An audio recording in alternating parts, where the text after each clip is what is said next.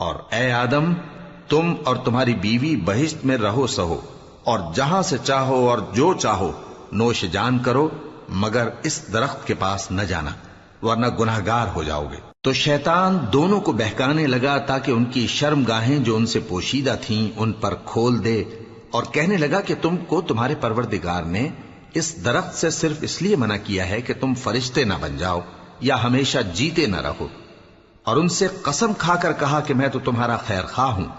غرض مردود نے دھوکہ دے کر ان کو معصیت کی طرف کھینچ ہی لیا۔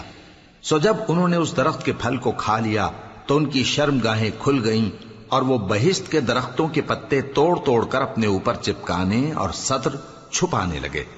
اور ان کے پروردگار نے ان کو پکارا کہ کیا میں نے تم کو اس درخت کے پاس جانے سے منع نہیں کیا تھا اور جتا نہیں دیا تھا کہ شیطان تمہارا کھلم کھلا دشمن ہے؟